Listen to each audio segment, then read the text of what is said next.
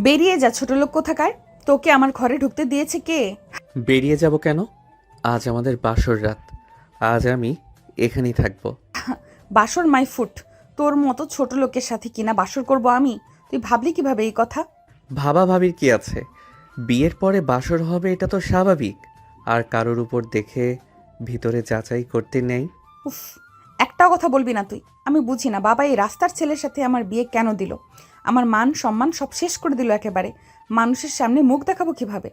আপনার কেন মনে হচ্ছে আমার সাথে বিয়ে হওয়ার কারণে আপনার মান সম্মান নষ্ট হবে? আপনার মুখ তো উজ্জ্বলও হতে পারে, তাই না? চুপ ছোট লোক কোথাকার। একদম বড় বড় কথা বলবি না। বেরিয়ে যা। আমি কোথাও যাব না। আর এটা আপনার বাড়ি বলেই আপনি আমাকে বের করে দিতে পারেন না। আপনি আপনার স্বামীর কথাটা মাথায় রাখবেন। অভ্রর কথাগুলো ঘরের বাতাসটা যেন ভারী করে দিল। নীলার চোখে মুহূর্তের জন্য বিস্ময় এসে থেমে গেলেও সেটা সঙ্গে সঙ্গেই অহংকারে ঢেকে গেল। বড়লোকের মেয়ের কাছে এই অবহেলিত ছেলেটার এমন দৃঢ় কণ্ঠ অচেনা। সে ভেবেছিল অভ্র ভয়ে কুঁকড়ে যাবে, মাথা নিচু করে ক্ষমা চাইবে। কিন্তু ছেলেটা দাঁড়িয়ে আছে অদ্ভুত এক শান্ত শক্তি নিয়ে। বাসর ঘরের আলো ঝলমল সাজের মাঝেও দুজনের মাঝে শুধু সংঘর্ষের আগুন জ্বলছে। স্বামী কথাটা মুখে আনিস না। তোর মুখে এই শব্দ অপমান লাগে। তুই জানিস আমি কার মেয়ে? তোদের মতো লোকেরা আমাদের নাম উচ্চারণ করার যোগ্য না। নীলার কণ্ঠে রাগ থাকলেও ভেতরে লুকানো আতঙ্ক। এই বিয়েটা তার কাছে সুখ না, বরং জোর করে গলায় পরানো শিকল। সে যতই অভ্রকে ছোট করে, আসলে সে নিজের ভাগ্যকেই গালি দিচ্ছে। আমি জানি আপনি কার মেয়ে, তাই তো চিৎকার করছি না। বড়লোকের মেয়ের সামনে গলা তুলে কথা বললে সম্মান নষ্ট হয়। অভ্রর কণ্ঠ শান্ত, কিন্তু কথাগুলো শক্ত। নীলার বুকের ভেতর কোথাও যেন একটা অজানা খচখচানি জেগে ওঠে। তুই ভাবিস না আমি এই বিয়েটা মেনে নেব? বাবা আমার জীবনটা শেষ করে দিয়েছে। রাস্তার ছেলের হাতে তুলে দিয়েছে আমাকে। কথাটা বলার সময় নীলার চোখে অপমানের জল চিকচিক করে ওঠে। কিন্তু সে কাঁদে না। বড়লোকের মেয়ে কাঁদে না, সে আগুন হয়ে ওঠে। আমি আপনার জীবন নষ্ট করতে আসিনি নীলা। ভাগ্য যেভাবে জুড়েছে আমি সেভাবেই আগলে রাখতে চাই। অবর চোখে তখন অবহেলার কষ্ট জমে থাকে, কিন্তু সে সেটা প্রকাশ করে না, কারণ আজ যদি সে ভেঙে পড়ে তবে সারা জীবন নীলার কাছে ছোট হয়ে থাকবে। তোর আবার সম্মান? তোদের মতো লোকের সম্মান থাকে নাকি? নীলার কথাটা যেন ছুরির মতো বিঁধে যায় অভ্রর বুকে। তবু সে দাঁতে দাঁত চেপে নিজেকে সামলায়। থাকে নীলা, পার্থক্য শুধু এই আপনার সম্মান টাকা দিয়ে কেনা, আর আমারটা ঘাম দিয়ে গড়া। হঠাৎ ঘরে নিস্তব্ধতা নেমে আসে। বাইরে বিয়ের বাজনা, ভেতরে দুজন মানুষের অহংকারের লড়াই। আলো ঝলমলে ঘরেও সম্পর্কের অন্ধকার ছায়া পড়ে। আজ বাসর হবে না। তুই ওই সোফায় থাকবি। আমার পাশে আসার অধিকার তোর নেই। কথাটা বলার সময় নীলার কণ্ঠ কাঁপে না, কিন্তু ভেতরে কোথাও অজানা দ্বন্দ্ব জমতে থাকে। অধিকার চাই না, জোর করে কিছু নিলে সেটা স্বামিত্ব হয় না। আমি শুধু দায়িত্বটা পালন করব। অভ্র ধীরে সোফার দিকে যায়, পেছনে ফিরে আর তাকায় না। তার চোখে অপমান আছে, কিন্তু ভেঙে পড়া নেই। আছে একরাশ প্রতিজ্ঞা। বড়লোকের মেয়ের সামনে অবহেলিত ছেলেটা আজ বুঝিয়ে দিল সে ছোট হলেও হার মানতে আসেনি। অভ্র সোফার দিকে চলে যেতে নীলা আর এক সেকেন্ডও শান্ত থাকতে পারে না। বুকের ভেতর জমে থাকা অপমান, রাগ আর হতাশা যেন আগুন হয়ে ফেটে পড়ে। বিয়ের লাল শাড়ি, গহনা, ফুল সবকিছু তার কাছে তখন বোঝা মনে হয়। সে ধপ করে বিছানায় বসে পড়ে। চোখে জল না নামলেও ভেতরে ঝড় বইছে। নীলা রাগে গজগজ করতে থাকে। তার কাছে এই বিয়ে মানেই শ্বাসরোধ। বড়লোকের মেয়ে হয়ে এমন এক অবহেলিত ছেলের সাথে বাঁধা পড়া, এটা সে কোনোভাবেই মেনে নিতে পারে না। বাবা আমার জীবনটা শেষ করে দিল। একেবারে শেষ। আমি কি অপরাধ করেছিলাম? কথা বলতে বলতে নীলা ফোনটা তুলে নেয়। আঙ্গুল কাঁপলেও নামটা সে ভুলে তার বয়ফ্রেন্ড, যে মানুষটার কাছে সে সবসময় নিজের মন খুলে বলেছে। কল যেতেই নীলার কণ্ঠ ভেঙে পড়ে। হ্যালো, তুমি জানো আজ আমার সাথে কি হয়েছে? বাবা জোর করে বিয়ে দিয়ে দিয়েছে একেবারে রাস্তার একটা ছেলের সাথে। আমি পারছি না, দম বন্ধ হয়ে আসছে। নীলাজান, তুমি চিন্তা করো না, আমি আছি। তোমার সাথে অন্যায় হতে দেব না। আমি সব ঠিক করে দেব। তুমি শুধু সাহস রাখো। বয়ফ্রেন্ডের কথা শুনে নীলার চোখে এক ফোঁটা স্বস্তি আসে, কিন্তু সঙ্গে সঙ্গে সেই স্বস্তি আগুনের রূপ নেয়। আমি এই বিয়ে মানি না। আমি ওর সাথে থাকতে পারবো না। তুমি আমাকে এখান থেকে বের করো। নীলা কথা বলতেই থাকে, খেয়াল করে না যে অভ্র পেছনে দাঁড়িয়ে গেছে। অভ্রের চোখে তখন আর শান্তি নেই, আছে দগদগে আগুন। হঠাৎ করে অভ্র এগিয়ে এসে নীলার হাত থেকে ফোনটা কেড়ে নেয়। স্বামীর সামনে দাঁড়িয়ে বয়ফ্রেন্ডের সাথে কথা, এটা আমি মেনে নেব না। মনে রাখবেন নীলা, অপমান সহ্য করি, কিন্তু বিশ্বাসঘাতকতা না। ও পাশে কে শুনছেন জানি না, কিন্তু একটা কথা পরিষ্কার করে রাখুন, এই মেয়েটা এখন আমার স্ত্রী। মাঝখানে ঢোকার চেষ্টা করলে সেটা ভালো পরিণতি আনবে না। বলে ফোন কেটে দেয় অভ্র। এই দৃশ্য দেখে নীলার ভেতরে আগুন যেন দ্বিগুণ হয়ে ওঠে। সে বিছানা থেকে লাফিয়ে উঠে দাঁড়ায়। সাহস কি করে হয় তোর? আমার ফোন ধরিস? আমার জীবনে নাক গলাস? তুই কে? আমি কে? আমি আপনার স্বামী, আর স্বামীর সামনে দাঁড়িয়ে অন্য পুরুষের সাথে কথা বলাটা অপমান। স্বামী? তুই কখনো স্বামী হতে পারবি না। তুই শুধু আমার জীবনের জোর করা শাস্তি। শাস্তি হলে আমি নীরবে সহ্য করব, কিন্তু অসম্মান হলে আমি চুপ থাকব না। তুই আমার স্বাধীনতা কাটতে পারবি না। আমি যাকে খুশি ফোন দেব। দিতে পারেন, কিন্তু স্বামীর সামনে দাঁড়িয়ে প্রেমের কথা বললে সেটা আমি কখনো সহ্য করব না। ঘরে বাতাস ভারী হয়ে আসে। সাজানো বাসর ঘর যেন যুদ্ধক্ষেত্র হয়ে ওঠে। নীলার অভ্র মুখোমুখি দাঁড়িয়ে থাকে একজন অহংকারে ভরা বড়লোকের মেয়ে, আরেকজন অবহেলিত হলো আত্মসম্মানের শক্ত স্বামী। নীলার বুকের ভেতর আগুন জ্বলছে। শুধু রাগ নয়, আছে অপমান, হতাশা আর একরাশ দ্বিধা। তার জন্য আজকের রাত কোনো সুখ নয়, বাসর রাত হয়ে উঠেছে যুদ্ধের ময়দান। সব সাজানো ফুল, ঝলমলে আলো, রেশমের শাড়ি, সবকিছু যেন এখন তার চোখে আগুন। অভ্র সামনে দাঁড়িয়ে আছে, শান্ত মুখ, চোখে দৃঢ়তা আর কিছুটা অপমান জমে আছে। এই ছেলেটা ছোট, কিন্তু সাহস আর আত্মসম্মান নিয়ে দাঁড়িয়ে আছে তার সামনে। নীলা মনে মনে ভেবে চুপ করে থাকতে চেয়েছিল, কিন্তু রাগে সে আর কোনো কিছুর জন্য অপেক্ষা করতে পারছিল না। তুই কিন্তু বেশি বাড়াবাড়ি করছিস। আমার সাথে কেউ এভাবে কথা বলে না। আমি যা চাই, যেভাবে চাই সেটা করব। তুই আমাকে কোনোভাবে শেখাতে পারবি না। কথাগুলো নীলার কণ্ঠে রাগ, অহংকার আর দম বন্ধ হওয়া শ্বাসের মিশ্রণ। সে ছোট ছেলেটাকে ছোট করবার চেষ্টা করছে, কিন্তু অভ্র থমকে যায় না। তার চোখে অপমান স্পষ্ট, কিন্তু সে চুপ করে দাঁড়িয়ে আছে। সেই জন্যই আপনি বেয়াদব হয়েছেন নীলা। সবসময় যাকে খুশি অপমান করলে মানুষ ঠিক থাকে না। অভ্রর কথাটা নীলার বুকে ছুরির মতো গিয়ে ঢুকে। সে হঠাৎ চুপ হয়ে যায়। মুহূর্তের জন্য মনে হয় ছেলেটা ভয় পাচ্ছে, কিন্তু সে ভুল। অভ্রর চোখে এখন শুধু ধৈর্য আর নিয়ন্ত্রণ। কি বললি? সাহস কিভাবে পেলি আমাকে বেয়াদব বলার? নীলা এক পা এগিয়ে আসে, তার চোখে আগুন, ভাঙ্গা অহংকার আর রাগ।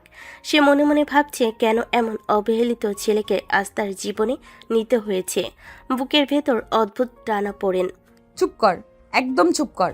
আমার চোখের সামনে দাঁড়িয়ে তুই আমার জীবনে হস্তক্ষেপ করতে পারবি না।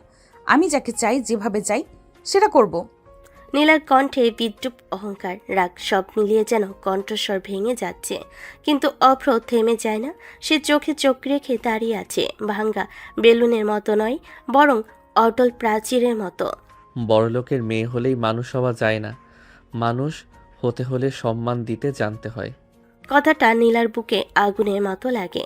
সে আরও রেগে যায়, হাত চেপে ফেলার মতো রাগ জমে, মাথা থেকে শ্বাস বের হতে চায় না, আর মন চিৎকার করছে, এই ছেলেটা কে? চুপ, একদম চুপ। তুই আমাকে শেখাবি না। আমি যা চাই তাই করব। নীলা রাগে কাঁপতে থাকে, তার চোখ লাল হয়ে যায়। লজ্জার অপমান একসাথে মিলেছে। সে মনে মনে ভাবছে, এই ছেলেটা কিভাবে এত সাহস পেল? বেশি বাড়াবাড়ি করলে নীলা, আমি আর চুপ করে থাকবো না। হঠাৎ অভ্র এগিয়ে আসে, তার চোখে আগুন নেই, আছে অধিকার আর সংযমের যুদ্ধ। নীলা তাকিয়ে থাকে, বুঝতে পারছে না ছেলেটা ভয়ে কি করছে, নাকি প্রমাণ দেখাচ্ছে। মুহূর্তের জন্য ঘরটা নিস্তব্ধ হয়ে যায়। শুধু দুজনের নিঃশ্বাস। অভ্র নীলার ঠোঁটে ঠোঁট ডুবিয়ে কিস করতে লাগলো। নীলা একদম নিস্তব্ধ হয়ে গেছে। চুপ করানোর জন্য করেছি। বেশি বাড়াবাড়ি করলে বাসর করব বলে রাখলাম। নীলার চোখে আগুন দ্বিগুণ হয়ে ওঠে। রাগ, অহংকার, অপমান সব মিলিয়ে সে লাফিয়ে ওঠে। রেগে অভ্রকে ধাক্কা দিয়ে সরিয়ে দিল। তুই কি করছিস, পাগল নাকি? অভ্র ধীরে পিছনে যায়। চোখে এখন আর শান্তি নেই, আছে অধিকার, সংযম আর নিজের জায়গা জিততে যাওয়ার দৃঢ় সংকল্প। রাগ করেন, অপমান করেন, কিন্তু ভুলে যাবেন না আজ থেকে আপনি আমার স্ত্রী। রাত যত গভীর হতে থাকে নীলার রাগ ততই ঠান্ডা হওয়ার বদলে আরও ভারী হয়ে জমতে থাকে। বাসর ঘরের আলো নিভে গেলেও তার চোখে ঘুম নামে না। ফুলের গন্ধ, রেশমি পর্দা, নরম বিছানা সবকিছুই তার কাছে বন্দিশালার মতো লাগে। অভ্র চুপচাপ দূরে দাঁড়িয়ে থাকে, একটা কথাও বলে না, কারণ সে বুঝে গেছে এই মুহূর্তে কথা বাড়ালে আগুন আরও ছড়াবে। নীলা শেষবারের মতো অভ্রর দিকে কটমট করে তাকায়। বুকের ভেতর অপমান আর জেদের পাহাড়। সকালে তোকে দেখে নেব, এখন আমার সামনে দাঁড়িয়ে থাকিস না।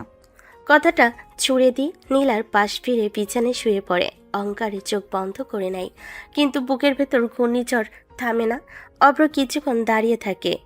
এই ঘরে সেই অতিথি না হয়েও অতিথির মতো, নিজের বলতে কিচ্ছু নেই, বাড়ি না মানুষ না আশ্রয়। তাই বাধ্য হয়ে সে নীলাদের বাড়িতে থেকে যায়। ধীরে ধীরে সোফায় বসে পড়ে। চোখে অপমান, তবু মুখে ভাঙ্গন নেই। রাত কাটে ভারী নিঃশ্বাসে। আর ভোর হতেই নীলার ভেতরের আগুন আবার জ্বলে ওঠে। সকালবেলা পুরো বাড়িটা তখন ঘুমে ঢলছে। হঠাৎ করে নীলার চিৎকারে ঘুম ভেঙে যায় সবার। এই বিয়ে আমি মানি না, তোমরা আমার জীবন নষ্ট করে দিলে। নীলা ঘর থেকে বের হয়ে ড্রয়িং রুমে এসে দাঁড়ায়। চুল এলোমেলো, চোখে ঘুম নেই, মুখে শুধু রাগ আর অপমান। বাড়ির মানুষজন দৌড়ে আসে। কি হয়েছে মা, সকালে এমন চিৎকার করছিস কেন? কেন করছি জানো না? তোমরা আমাকে এই ছোট লোকের সাথে কেন বিয়ে দিলে, যার নিজের বলে কিছুই নেই, না বাড়ি আছে, না সম্মান, না অবস্থান। কতগুলো বলার সময় নীলার কণ্ঠ কেঁপে ওঠে, কিন্তু সে থামে না। তার আগে শরীর চলে যাচ্ছে। আমি বড় লোকের মেয়ে, আর তোমরা আমাকে এমন ছেলের হাতে তুলে দিলে যে নিজেই কারোর উপর ভর করে বেঁচে থাকে। অভ্র দূরে দাঁড়িয়ে সব শুনছিল। প্রতিটা শব্দ তার বুকে পাথরের মতো পড়ছে, তবু সে মুখ নিচু করে থাকে। নীলা, চুপ কর, যা বলছিস বুঝে বল। আমি চুপ করব না বাবা, তোমরা আমার জীবনটা শেষ করে দিলে। যে ছেলের নিচের একটা বাড়িও নেই তার সাথে আমার বিয়ে কেন? মানুষ কি বলবে, সমাজ কি বলবে? নীলার কণ্ঠে শুধু রাগ না, আছে ভেতরে ভয় আর অপমানের কান্না। সে মানুষের সামনে মুখ দেখাবে কিভাবে, সে চিন্তাই করছে। মা শান্ত হও, সব কিছু ধীরে ধীরে ঠিক হয়ে যাবে। কিছুই ঠিক হবে না। যতদিন এই ছেলেটা আমার সামনে থাকবে ততদিন আমি শান্ত থাকতে পারবো না। এই ছেলেটা আমার লেভেলের না। তোমরা আমার সাথে অন্যায় করেছো। মা বাবা নীলাকে শান্ত করতে এগিয়ে আসে, কিন্তু নীলা রাগ আরও বেড়ে যায়। আমাকে বোঝাতে এসো না, আমি বাধ্য হয়ে এই বিয়ে করেছি, ভালোবাসা দিয়ে না। ঘরে বাতাস ভারী হয়ে ওঠে। বিয়ের পরে সকাল হয়েও সেখানে কোনো সুখ নেই, শুধু অভিযোগ আর অবহেলার পাহাড়। অভ্র তখনও নীরব, কারণ সে জানে আজ যদি সে মুখ খোলে তবে আগুন আরও ছড়াবে। নীলার চিৎকারে পুরো বাড়িটা তখন অস্থির হয়ে উঠেছে। সকালবেলা নরম রোদ যেন সেই আগুনে পুড়ে যাচ্ছে। বিয়ের পরের প্রথম সকাল, অথচ ঘরের কোথাও নতুন সংসারের গন্ধ নেই। আছে শুধু অভিযোগ, অহংকার আর অবহেলার ভার। মা বাবা নীলাকে শান্ত করতে ব্যস্ত। কাজের মানুষগুলো দূরে দাঁড়িয়ে অবাক চোখে তাকিয়ে আছে। আর সেই ভিড়ের একপাশে নিঃশব্দে দাঁড়িয়ে আছে অভ্র, যার নিজের বলে কেউ নেই, কোনো ঘর নেই। তবু আজ সে এই বড়লোক বাড়িতে জামাই হয়ে এসেছে। নীলার প্রতিটা কথা অভ্রের বুকে পাথরের মতো পড়ছিল। তবু সে মুখ নিচু করে নয়, মাথা সোজা করে দাঁড়িয়েছিল, কারণ সে জানে অবহেলা মানুষকে ভাঙে, কিন্তু ভেঙে গেলে আবার কেউ মূল্য দেয় না। হঠাৎ অভ্র ধীরে সামনে এগিয়ে আসে। তার চোখে রাগ নেই, আছে চাপা কষ্ট আর অদ্ভুত এক দায়িত্ববোধ। সে সবার দিকে না তাকিয়ে শুধু নীলার দিকেই তাকায়। তাহলে চলুন, আপনি যেহেতু এই বাড়িতে আমাকে মানতে পারছেন না, আমি যেখানে আপনাকে রাখবো সেখানেই থাকতে পারবেন। কথাটা বলার সময় অভ্রর কণ্ঠ নরম, কিন্তু ভেতরে জমে থাকা অপমান স্পষ্ট। সে যেন নিজেকেই বোঝাচ্ছে সে বোঝা নয়, সে স্বামী। নীলার চোখ বড় হয়ে যায়। এক মুহূর্তে তার ঠোঁটে তার ছেলের হাসি ফুটে ওঠে।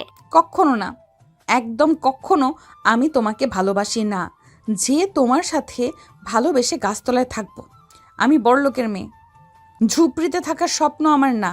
কথাগুলো ঘরে ছুঁড়ে মারে নীলা। বাতাস কেঁপে ওঠে। এ মেয়ের অহংকারে পুরো বাড়ি নিস্তব্ধ হয়ে ওঠে। তাই একদম ইনোসেন্ট হওয়ার নাটক করবি না। তুই জানিস তুই কি করেছিস? আমার জীবনটা জোর করে বদলে দিয়েছিস।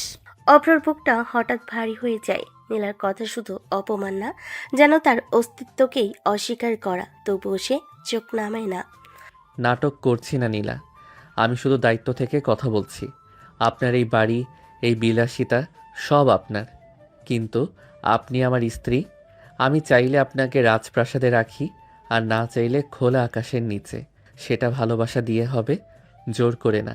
কথাগুলোতে কোনো চ্যালেঞ্জ নেই, আছে আত্মসম্মানের সীমারেখা। নীলা হেসে ওঠে, সেই হাসিতে সুখ নেই, আছে অবজ্ঞা। রাজপ্রাসাদ? তোর সাথে নাকি?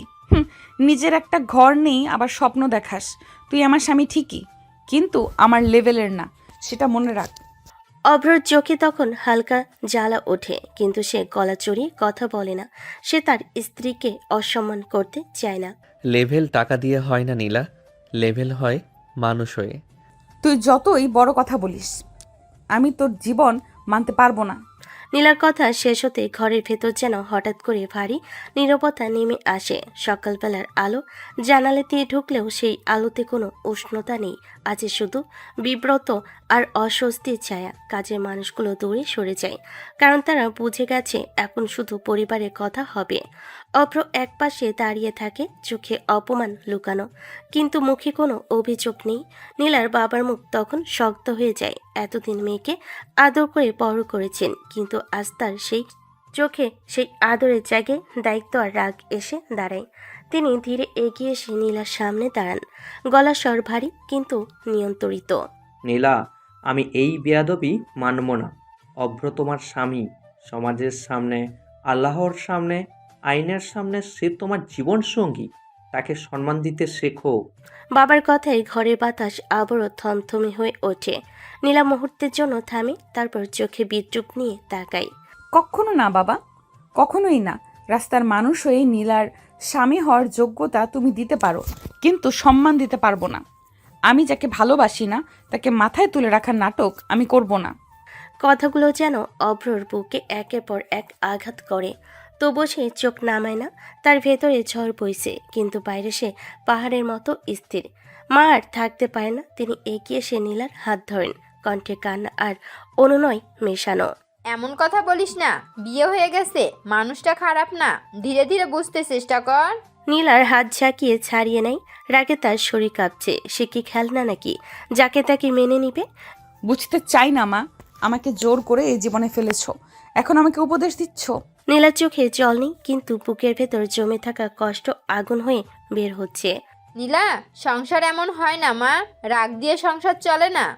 আমার সংসার আমি চালাবো, আমাকে শেখাতে এসো না। নীলা, আজ থেকে তুমি শুধু আমার মেয়ে না, তুমি অভ্র স্ত্রী। সেটা ভুলে গেলে চলবে না কিন্তু। স্ত্রী? কাগজে হয়তো, মনে না।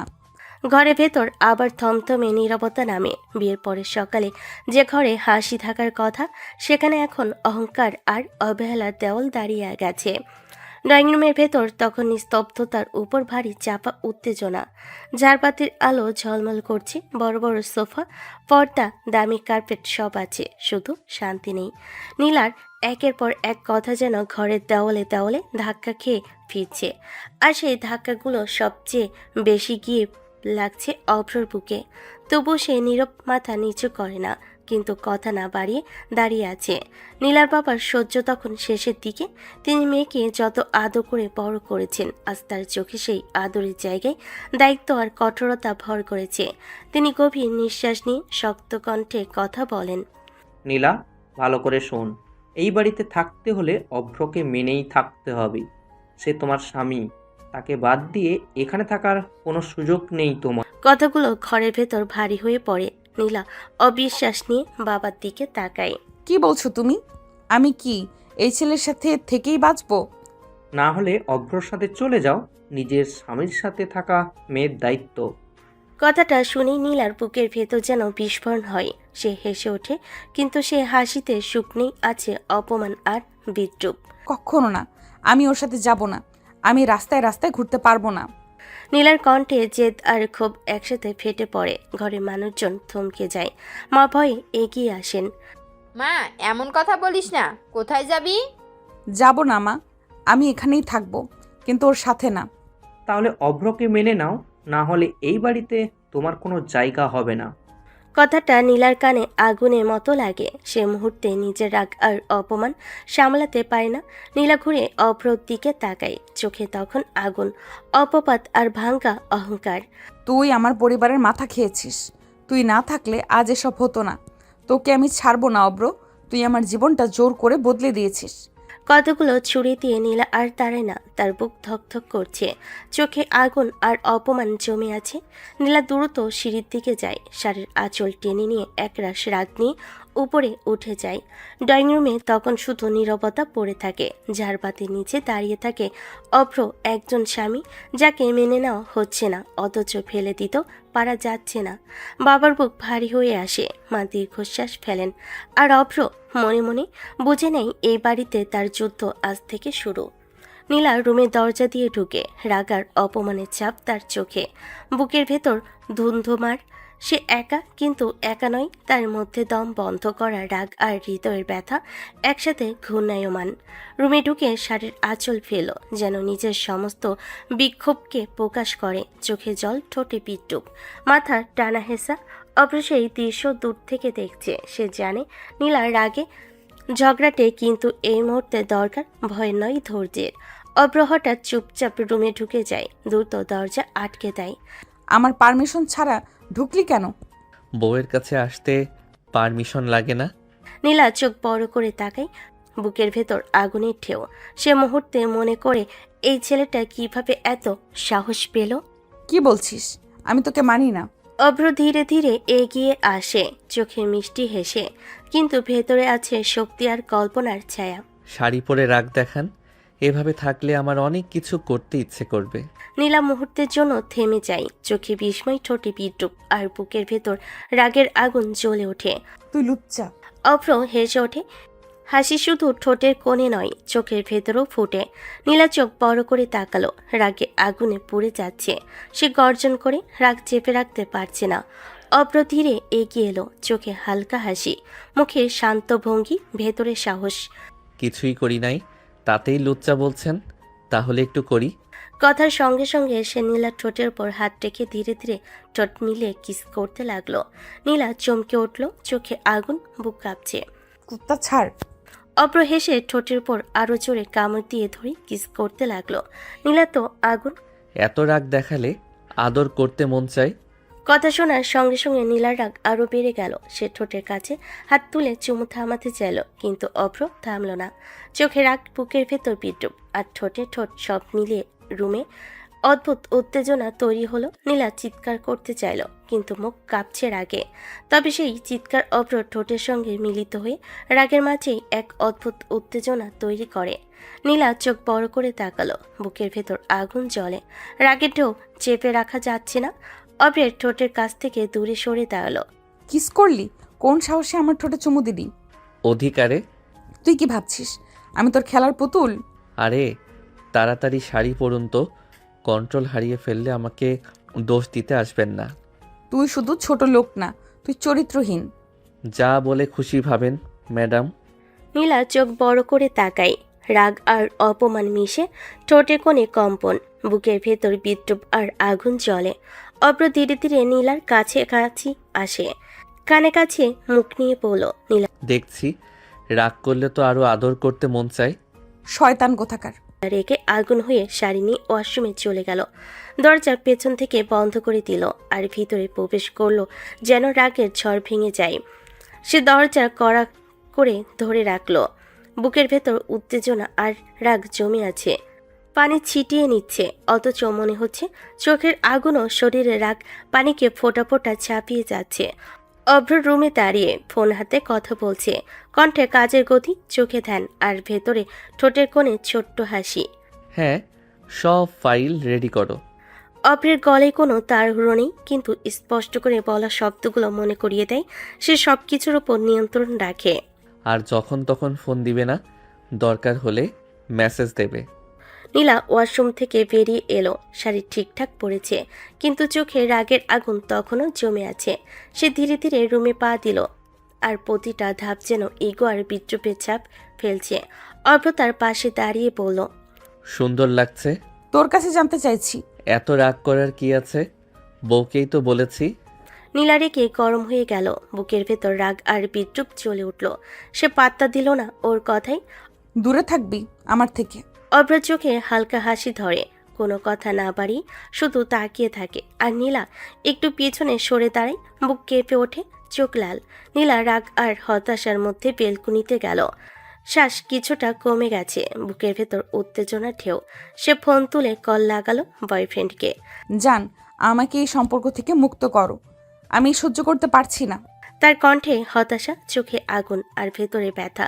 সে জানে এই মুহূর্তে সে শুধু বয়ফ্রেন্ডের কাছে ভরসা খুঁজছে, আর অভ্র চোখ থেকে দূরে থাকতে চায়। চিন্তা করো না জান, আমি সব ঠিক করে দিব। নীলার চোখে হালকা স্বস্তির ছাপ, কিন্তু রাগ কমেনি। সে ফোন ধরে দাঁড়িয়ে থাকে। হঠাৎ অভ্র পাশে এসে দাঁড়ালো, চোখে রাগ, ঠোঁটের কোণে হালকা হাসি। সে ফোন হাতে তুলে নিল। মানা করছি না, কথা বলতে পারবেন না?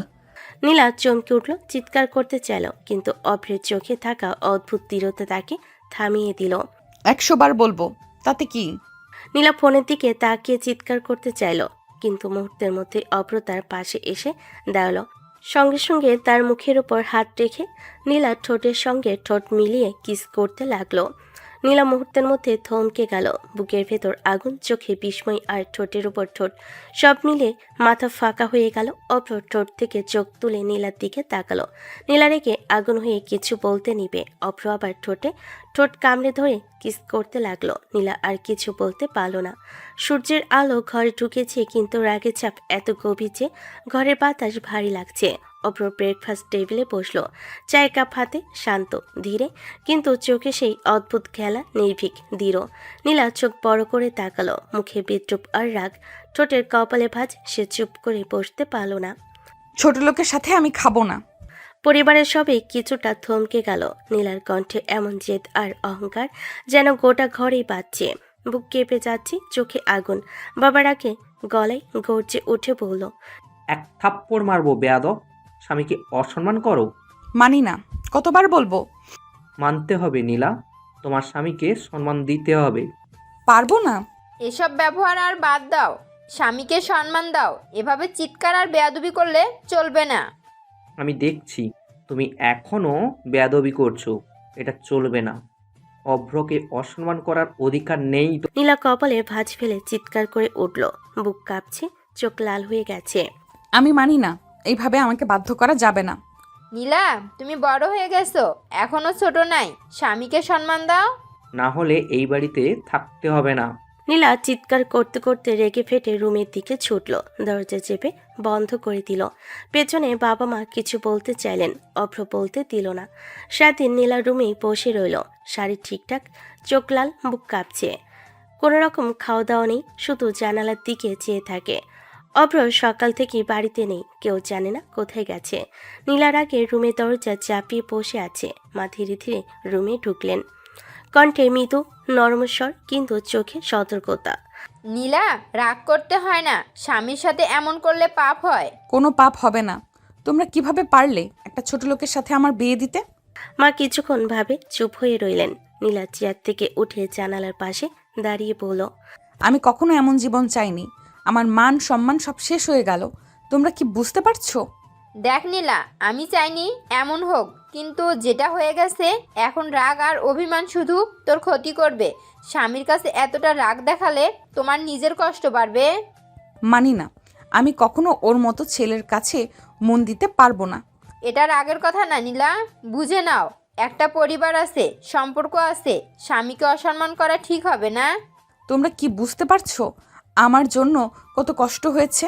আমার মান সম্মান সব শেষ হয়ে গেছে। মা কিছুই বলতে পারলেন না। নীলা রেখে রুমে দরজা চেপে বন্ধ করে দিল। বাবা বাইরে থাকলেও ঘরের উত্তেজনা চোখে পড়ছে। দুপুরবেলা নীলা জানালার পাশে বসে আছে, চোখ লাল, বুক কাঁপছে। হঠাৎ মনে হলো অভ্র কোথায় গেল। সকালের পরে আর আসেনি। সে ধীরে ধীরে নিজেকে শান্ত করতে চেষ্টা করছে। হঠাৎ অভ্র রুমে ঢুকলো। নীলা, বাইরে আসুন, কিছু কথা বলার আছে। আমি তোর সাথে কোনো কথা বলবো না। আপনি রাগ করেন আমি জানি, কিন্তু কথা না বললেই সমস্যা বাড়ে। আমরা একে অপরকে বুঝতে হবে। আমি কোনো ছোট লোককে মানি না। আমার জীবনে কখনো তোকে মানবো না। দেখুন, রাগ করার জন্যেও জায়গা আছে, কিন্তু আমি আপনার পাশে আছি। যতই রাগ করুন, আমি ছেড়ে যাব না। নীলা রেখে চিৎকার করলো, চোখে জল, বুক কেঁপে, কিন্তু এবারও চোখ ঘুরিয়ে তাকালো না। অব্র হাত বাড়িয়ে নীলার কাঁধে হালকা স্পর্শ করলো। নীলা রেগে আগুন হয়ে দাঁড়িয়ে আছে, চোখ লাল, ঠোঁট বেগে, বুকের ভেতর কেঁপে যাচ্ছে, শরীরও অবচেতনভাবে উত্তেজনায় ভরেছে। ছুবে না আমাকে। ঠিক আছে, শান্ত হন। আমার সাথে কথা বলতে এসো না, মাথা একদম ফাটিয়ে দেব। বরকে কেউ এসব বলে না, নীলা। মানি না, কতবার বলতে হবে? অভ্র আর পিছিয়ে থাকলো না, ধীরে ধীরে নীলাকে নিজের কাছে টেনে নিল, হাত দিয়ে তার গলায় মুখ ঢেকে রাখলো, ঠোঁটের সঙ্গে মিলে কিস করতে লাগলো। আদর পেলেই সব মানবে। নীলা প্রথমে চিৎকার করতে চাইল, কিন্তু অভ্রের কাছাকাছি হয়ে আদরের মধ্যে হারিয়ে গেল। চোখে আগুন এখনো আছে, কিন্তু বুকের ভেতর একটু কাঁপছে। মানা শুরু হচ্ছে। অভ্র ধীরে ঠোঁট সরিয়ে আবার কিস করলো। রাগ যতই করেন, আদরের পরে সব মানবে। নীলা হাত বাড়াতে চাইল, কিন্তু অভ্র ধীরে তাকে ধরে রাখলো। রাগার অভিমান মিশে এক অদ্ভুত উত্তেজনায় রুমে বাতাস ঘুরতে লাগলো। রুমে বাতাস ভারী, চোখ লাল, বুক কেঁপে ওঠে। নীলা রাগে উত্তেজিত। অভ্র ধীরে ধীরে তার সামনে এগোচ্ছে। সরে যাও অব্র। কোনো কথা না, শুধু আদর। পরের মুহূর্তে অভ্র নীলাকে কোলে তুলে বিছানায় শুয়ে দিল। নীলা একটু কেঁপে উঠল, সে অভ্রকে সরাতে চাইল। বেশি বাড়াবাড়ি করলে খুন করব। আপনার রূপের আগুনে খুন হতে চাই। সে নীলার ঠোঁটে ঠোঁট ডুবিয়ে কিস করতে লাগলো। নীলা চিৎকার করতে চাইল, কিন্তু সামলাতে পারছে না। অভ্র ধীরে ধীরে নীলার বুকের উপর হাত রাখলো, শাড়ি সরিয়ে আবার কিস করতে লাগলো। আদর পেলেই সব রাগ মানবে। বেয়াদব, সরো। না যান, শুধু আদর। রুমে দুজনেই এক ধরনের উত্তেজনা, রাগ, আদর আর প্রেমে হারিয়ে গেল। চোখে খেলা, ঠোঁটে স্পর্শ, হাতের হালকা স্পর্শ, সব মিলে রুম যেন এক অন্য জগতে পরিণত হলো। শেষ পর্যন্ত নীলা আর অভ্র একে অপরের মাঝে ডুবে গেল। নীলা রাগ আছে, কিন্তু শরীর আর সাই দিল না। দুজন ধীরে ধীরে ভালোবাসার রাজ্যে হারিয়ে গেল। বিকেলের আলো রুমে ঢুকেছে। নীলা একটু রাগে, একটু অভিমান নিয়ে বিছানায় বসে আছে, শরীর কেঁপে উঠছে, চোখ লাল। অভ্র তার পাশে ধীরে ধীরে বসে, ঠোঁটের কোণে হালকা হাসি, হাত একদম ধীরে নীলার হাতের উপর। সরো, আমি উঠবো। অভ্র ধীরে ধীরে নীলাকে আরো শক্ত করে জড়িয়ে ধরে গলায় ছোট ছোট ভালোবাসার পরশ দিতে দিতে বলল, না, পরে। মেজাজ গরম করো না।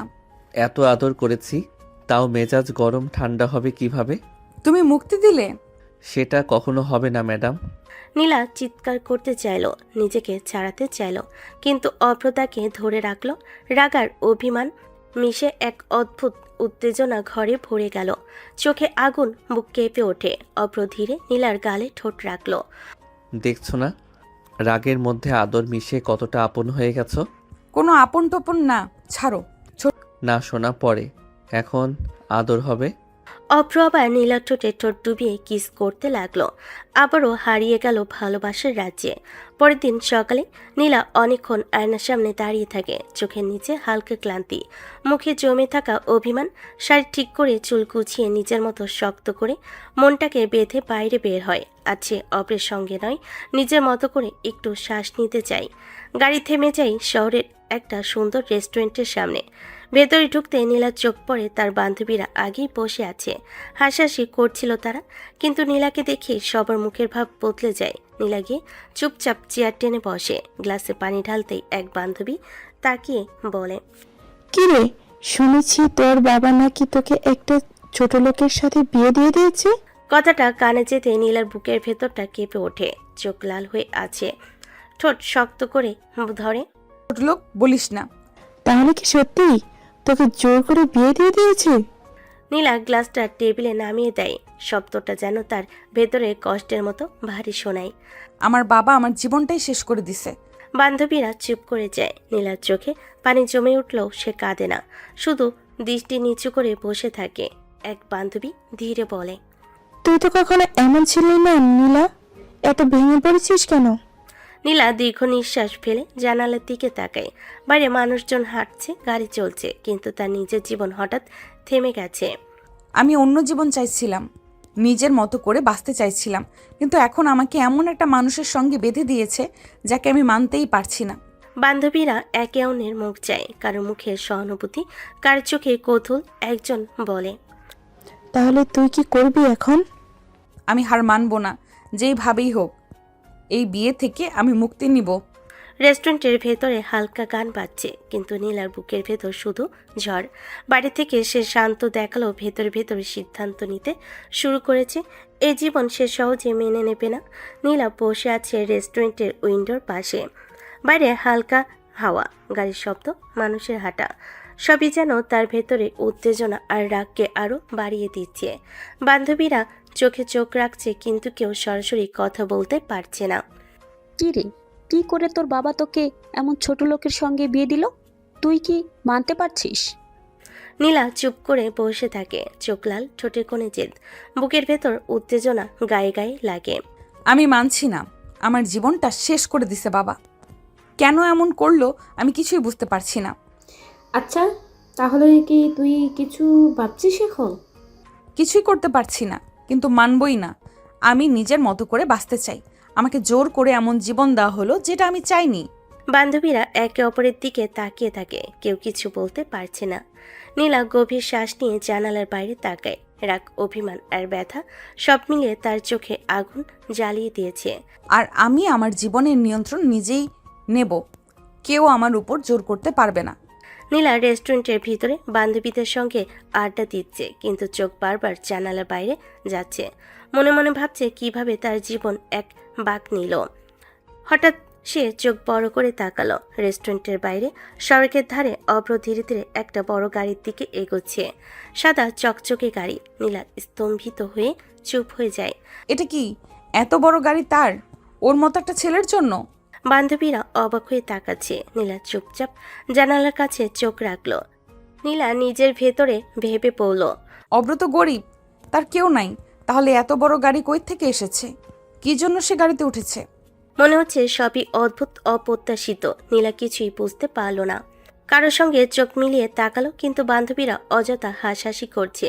নীলা কোনো কথাই বলল না। তার মনে একটা অদ্ভুত উত্তেজনা, রাগ আর কৌতূহল একসাথে জেগে উঠল। মনে হচ্ছে সে যদি জানতো অভ্রের এই গাড়ি আসলেই কি জন্য, সবকিছু তার চোখের সামনে পাল্টে যেত। নীলা হালকা নিঃশ্বাস ফেলে আবার আড্ডায় মন দেয়। বান্ধবীদের সঙ্গে হাসাহাসি, গল্প বলা, কিন্তু চোখ এখনও জানালার দিকে। তার মনে একটাই প্রশ্ন, এত বড় লোক, এত বড় গাড়ি, কি করছে অভ্র? তোরা থাক, আমি আজকে আসি। বান্ধবীরা কিছু বলার চেষ্টা করলো, কিন্তু নীলা কোনো কথাই শুনল না। চোখে আগুন, হৃদয়ে কৌতূহল আর রাগ সব মিলিয়ে সে সরাসরি রেস্টুরেন্ট থেকে বেরিয়ে পড়লো। নিজের গাড়িতে বসে হঠাৎ লক্ষ্য করলো অভ্রের গাড়ি তার গাড়ির আগে চলছে।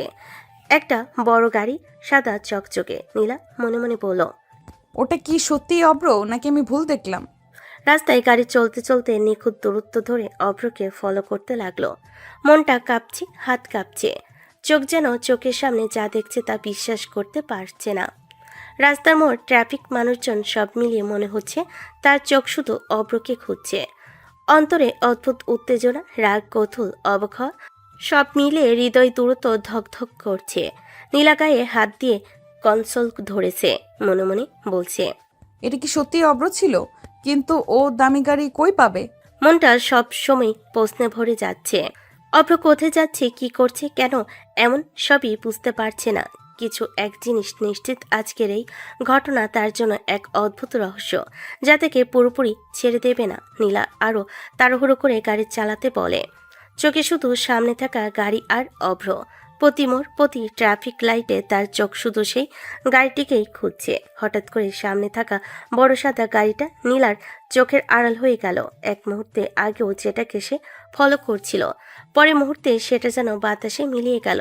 চারিদিকে শুধু ভিড়, বাস, রিক্সা আর মানুষের কোলাহল। নীলার বুক ধকধক করে উঠল। সে সঙ্গে সঙ্গে ড্রাইভারের দিকে ঘুরে চিৎকার করে বলল, গাড়িটা কই গেল? এই তো সামনে ছিল। পাচ্ছি না ম্যাডাম, ভিড়ের মধ্যে হারিয়ে গেছে। নীলা সিটে হেলান দিয়ে গভীর নিঃশ্বাস ফেল।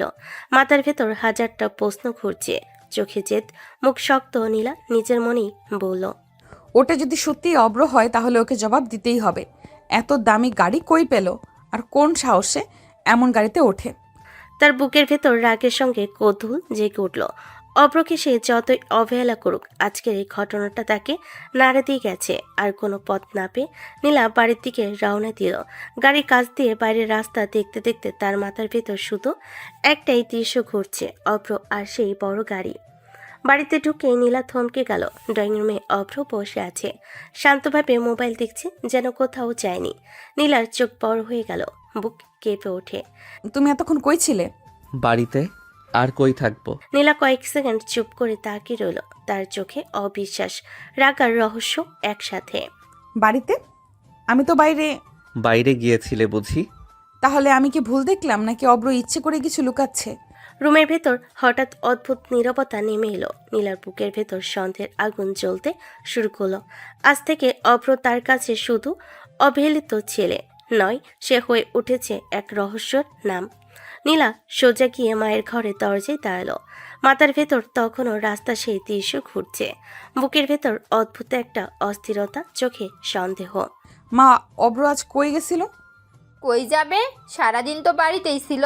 সকালে একটু বাইরে গেছিল ঠিকই, কিন্তু বেশিরভাগ সময় এই বাড়িতেই। নীলা কিছুক্ষণ চুপ করে রইল। মায়ের কথার সঙ্গে নিজের দেখা দৃশ্য মিলছে না। মাথার ভেতর যেন গোল পাকিয়ে যাচ্ছে সবকিছু। নীলা মনে মনে ভাবলো, তাহলে আমি এত ভুল দেখলাম, নাকি আমার চোখই আমাকে ধোকা দিল? আর কোনো কথা না বলে নীলা ধীরে ধীরে উপরের দিকে চলে গেল। সিঁড়ি ভাঙতে ভাঙতে তার বুকের ভেতর সন্দেহ আরও গভীর হতে লাগলো। অভ্রকে সে যতই অবহেলা করুক, আজকের এই ব্যাপারটা সে কোনোভাবেই মাথা থেকে সরাতে পারছে না। নিচের ড্রয়িং রুমে তখন নীলার বাবা বসে আছেন। অভ্র তার সামনে শান্ত হয়ে দাঁড়িয়ে, মুখে সেই পরিচিত সাধারণ ভাব, চোখে কোনো অস্থিরতা নেই। নীলার বাবা গম্ভীর গলায় বললেন, অভ্র, তোমাকে আরও সাবধানে চলতে হবে। হ্যাঁ স্যার, আর একটু হলেই আজ ধরা পড়ে যেতাম। নীলার বাবা গভীর দৃষ্টিতে অভ্রর দিকে তাকালো। কিছু বললেন না, কিন্তু অভ্র ঠোঁটের কোণে খুব হালকা একটা হাসি খেলো, যেটা কারো চোখে পড়ল না। উপরে নিজের ঘরে দাঁড়িয়ে নীলা জানালার বাইরে তাকিয়ে রইল। তার ভেতরে একটাই প্রশ্ন বারবার ঘুরছে, অভ্র আসলে কে, আর সে কি লুকাচ্ছে? নীলা অনেকক্ষণ পর ফ্রেশ হয়ে বের হলো। চুল ভেজা, মুখে হালকা ক্লান্তি, কিন্তু চোখে সেই চিরচেনা জেদ। দরজা পেরোতেই সে খেয়াল করলো অভ্র দরজার পাশে দাঁড়িয়ে আছে, যেন অনেকক্ষণ ধরেই অপেক্ষা করছিল। নীলা কিছু বুঝে ওঠার আগেই অভ্রর সামনে এগিয়ে এসে তাকে হালকা করে জড়িয়ে ধরল। নীলার চোখ বড় হয়ে গেল, শরীর শক্ত হয়ে গেল মুহূর্তেই। ছাড়ো, ধরেছো কেন? বউ বাইরে থেকে আসছে, আদর করব না? একদম না, এইসব নাটক আমার সামনে করো না। তুমি যতই রাগ করো, তুমি তো আমার বউ। নীলা সামনে এসে দাঁড়ালো, বুক ভেতরে কাঁপছে, কথাগুলো একের পর এক বের হচ্ছে। তোমাকে আমি মানি না অব্র, কখনো মানবো না। এই বিয়েটা আমার ইচ্ছে হয়নি। অভ্র কয়েক সেকেন্ড চুপ করে নীলার মুখের দিকে তাকিয়ে রইল। তার চোখে হালকা কষ্টের ছায়া, কিন্তু মুখে স্বাভাবিক ভঙ্গি। মানো আর না মানো, সত্যটা বদলাবে না। সত্যটা আমার কাছে জোর করা একটা জীবন। আমি ভালোবাসা ছাড়া কিছুই মানি না। রুমের ভেতর হঠাৎ নীরবতা নেমে এলো। নীলা জানালার দিকে ঘুরে দাঁড়ালো। অভ্র পিছনে দাঁড়িয়ে রইল, কিছু বলল না। নীলা জানালার দিকে মুখ ঘুরিয়ে দাঁড়িয়ে আছে। অভ্র তার পেছনে দাঁড়িয়ে কয়েক সেকেন্ড চুপ করে রইল, তারপর হঠাৎ গম্ভীর গলায় বলল, তাহলে বয়ফ্রেন্ডকেই ভালোবাসো? তোমাকে বলতে বাধ্য নই। অভ্রর চোখে হালকা আগুন জ্বলে উঠল, গলা ভারী হয়ে গেল। সে রাগী কণ্ঠে বলল, আমার বউ কাকে ভালোবাসে সেটা আমার জানার দরকার আছে। বেশি বাড়াবাড়ি করো না, ছোট লোকের মতো থাকো। কথাটা শোনার সঙ্গে সঙ্গে অভ্রের মুখের রং বদলে গেল, চোখে শান্তভাব উধাও হয়ে গেল। বারবার ছোট লোক বলবে না নীলা। বলবো, দরকার হলে 100 বার বলবো। এই কথাটা যেন আগুনে ঘি ঢেলে দিল। অভ্র এক মুহূর্ত চুপ করে রইল, তারপর ধীরে ধীরে নীলার দিকে এগোলো। তার চোখে আর মজা নেই, আছে চাপা রাগ। তুমি জানো, মানুষকে কথা দিয়ে আঘাত করলে সবচেয়ে বেশি লাগে। লাগুক, আমার কেয়ার নেই। রুমের ভেতর হঠাৎ ভারী নীরবতা নেমে এলো। দুজনের মাঝখানে যেন অদৃশ্য আগুন জ্বলছে। নীলার চোখে জেদ, অভ্রর চোখে চাপা ঝড়। অভ্র ধীরে বলল, তুমি আমাকে যেভাবে অবহেলা করছো, একদিন তার জবাব পাবে। ভয় দেখিয়ে লাভ নেই, আমি কাউকে ভয় পাই না। দুজনেই চুপ করে দাঁড়িয়ে রইল। বাতাস পর্যন্ত যেন থমকে গেছে। রাগ, অহংকার আর না বলা অনেক কথা ঘরের ভেতর বাড়ি হয়ে জমে থাকলো। রাতের বেলা ঘরের বাতি নিভানো, জানালার পর্দা আধা টানা, বাইরে রাতের নীরবতা যেন ভেতরের টানাপোড়েনকেই আরও গভীর করে তুলেছে। নীলা খাটের একপাশে মুখ ফিরিয়ে ঘুমিয়ে আছে, বুকের ভেতর জমে থাকা রাগার প্রশ্নগুলোকে চেপে রেখে। আর অপ্র সোফায় বসে প্রথমে চুপচাপ ছিল, পরে ধীরে শুয়ে পড়েছিল, কিন্তু ঘুম তার চোখে আসছিল না। দুজনের মাঝখানে শুধু দূরত্ব না, অদৃশ্য একটা দেওয়াল দাঁড়িয়ে গেছে। হঠাৎ নিস্তব্ধ ঘরে মোবাইলের ভাইব্রেশনে কেঁপে উঠল। টিংটিং। অপ্র চোখ খুলে স্ক্রিনের দিকে তাকাতেই বুকটা শক্ত হয়ে গেল। মেসেজে লেখা, স্যার তাড়াতাড়ি আসুন, জরুরি মিশন আছে। অপ্র ধীরে উঠে বসলো, একবার নীলার দিকে তাকালো।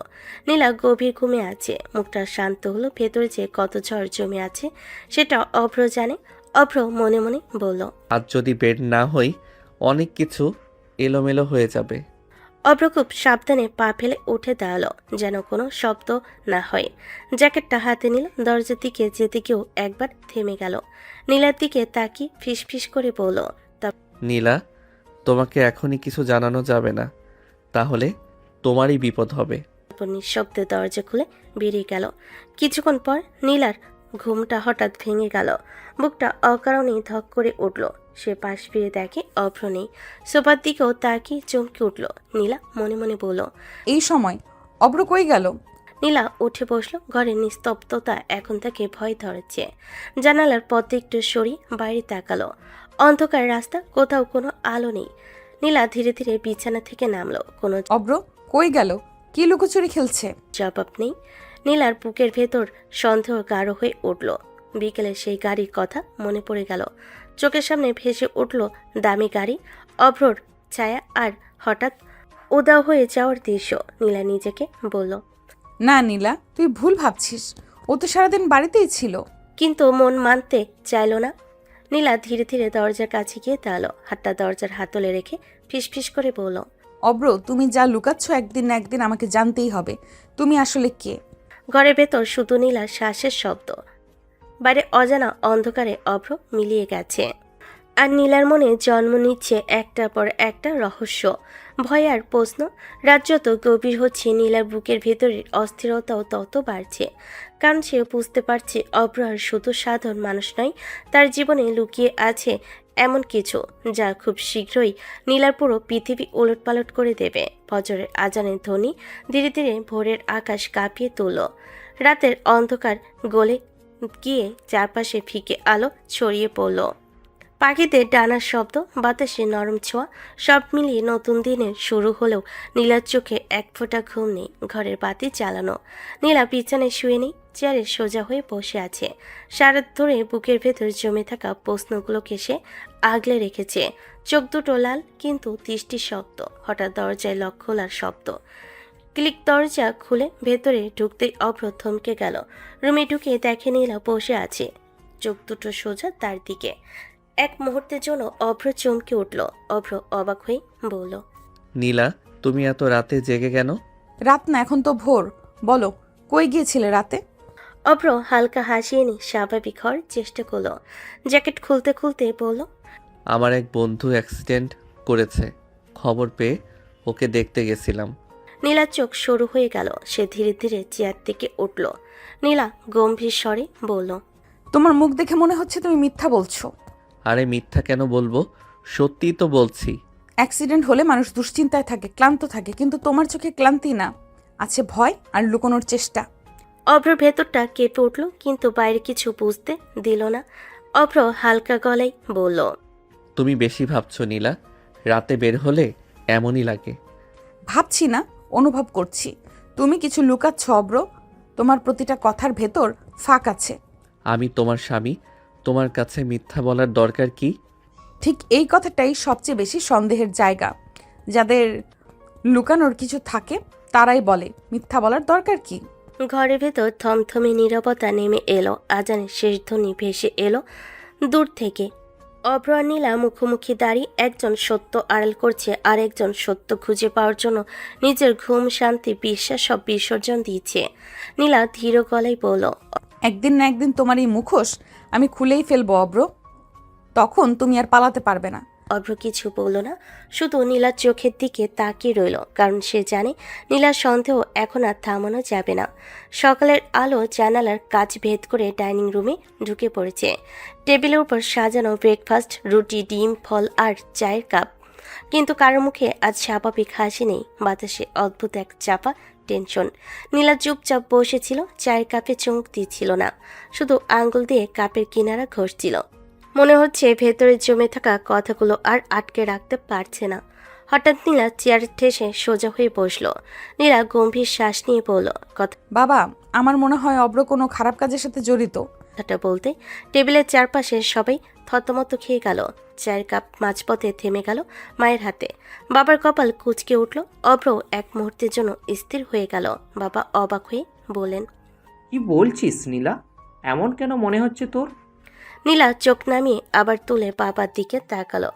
কণ্ঠে জমে থাকা রাগ আর ভয় একসাথে বেরিয়ে এলো। নীলা ধীরে ধীরে কিন্তু দৃঢ় স্বরে বলল, আমি ওকে দামি গাড়িতে দেখেছি বাবা, আবার রাত বিরাতে বাড়ি থেকে বের হয়। এইসব তো সাধারণ মানুষের কাজ না। নীলা, তুমি বুঝে কথা বলো মা। ওর তো বড় গাড়ি কেনার সামর্থ্য নেই, তাহলে ওই গাড়ি কই থেকে আসে? হঠাৎ করে এত কিছু পাওয়া যায়? নীলার চোখে তখন সন্দেহের আগুন, যেন সে আজ কিছুতেই ছাড়বে না অভ্রকে। নীলা শক্ত গলায় বলল, এগুলো তো অপরাধের কাজের মতো লাগে বাবা, নিশ্চয়ই কোনো খারাপ কাজে জড়িত, না হলে এত লুকোচুরি কেন? ডাইনিং রুমে হঠাৎ নিস্তব্ধতা নেমে এলো। বাবা ধীরে ধীরে চশমা খুলে টেবিলে রাখলেন। গলা স্বর ভারী হয়ে গেল। বাবা গম্ভীর কণ্ঠে বলেন, কারোর বিরুদ্ধে এমন কথা বলার আগে প্রমাণ লাগে নীলা। শুধু সন্দেহ দিয়ে মানুষকে অপরাধী বানানো যায় না। প্রমাণ তো নিজের চোখেই দেখছি। মিথ্যা কি আমি বানাচ্ছি? প্রতিদিন কিছু না কিছু লুকায়। অভ্র, তুমি কিছু বলছো না কেন বাবা? অভ্র ধীরে মাথা তুলল, মুখে শান্ত ভাব, কিন্তু চোখে লুকানো চাপা অস্থিরতা। অভ্র হালকা হেসে বলল, নীলা বেশি ভাবছে। আমি সাধারণ মানুষ, কোথায় গিয়ে কি করি সেটা বড় করে বলার মতো কিছু না। সাধারণ মানুষ এত দামি গাড়িতে চড়ে না, রাতে মিশনের মতো করে বের হয় না। অভ্রর চোখ এক সেকেন্ডের জন্য কেঁপে উঠল। বাবা টেবিলে হাত রেখে বলেন, দুজনেই থামো। অভ্র, তুমি আমার জামাই। আমার বাড়িতে কোনো অস্পষ্টতা আমি চাই না। যদি কিছু থাকে পরিষ্কার করো। স্যার, আমি আপনাদের বিশ্বাস ভাঙব না, একটু সময় দিন। সময় দিলে রহস্য বাড়ে, কমে না। সময় দিলেই যদি সত্যি বের হতো, মানুষ লুকাতে পারতো না। ব্রেকফাস্ট টেবিলে তখন আর কারোর খাওয়ার রুচি নেই। চায়ের কাপ ঠান্ডা হয়ে যাচ্ছে, রুটির গন্ধ উড়ে যাচ্ছে। নীলার মনের ধীরে ধীরে জন্ম নিচ্ছে এক ভয়ঙ্কর সিদ্ধান্ত। সে আর বসে থাকবে না। অপর প্রতিটা পদক্ষেপ এখন থেকে সে নিজেই অনুসরণ করবে। ব্রেকফাস্ট টেবিল থেকে সবাই ধীরে ধীরে উঠে গেল। কারো মুখে তৃপ্তি নেই, শুধু চাপা অস্বস্তি। নীলার আগি ভঙ্গিতে রুমের দিকে গেল। মা রান্নাঘরে ঢুকলেন, আর অভ্র চুপচাপ দাঁড়িয়ে ছিল। নীলার বাবার চোখ তখনও কঠিন। বাবা ভারী গলায় বলেন, অভ্র, আমার রুমে এসো। অভ্র এক মুহূর্ত থেমে গিয়ে ধীরে পা বাড়ালো। দরজা বন্ধ হতে ঘরের ভেতর আলাদা একটা চাপা পরিবেশ তৈরি হলো। নীলার বাবা জানালার পাশে দাঁড়িয়েছিলেন, পেছনে না তাকিয়ে বলেন, এসব কি হচ্ছে অভ্র? নীলা এত কিছু জানতে পারছে কিভাবে? তুমি এত কেয়ারলেস হচ্ছ কেন? সরি স্যার, আমি বুঝতে পারিনি পরিস্থিতি এত দূর যাবে।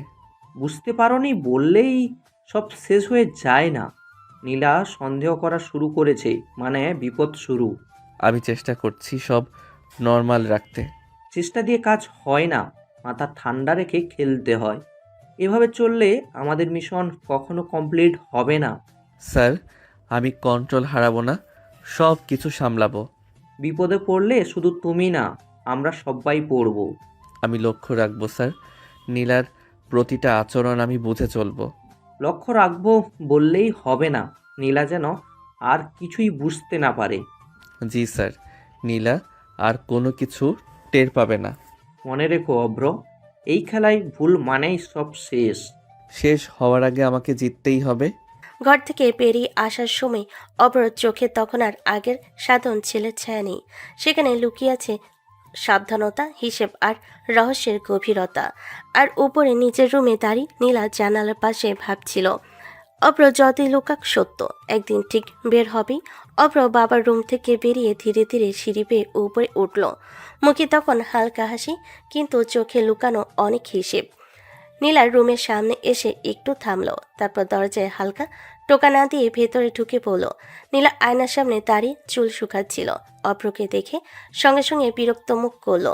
নীলা রুক্ষ স্বরে বলল, এইভাবে ঢোকো কেন?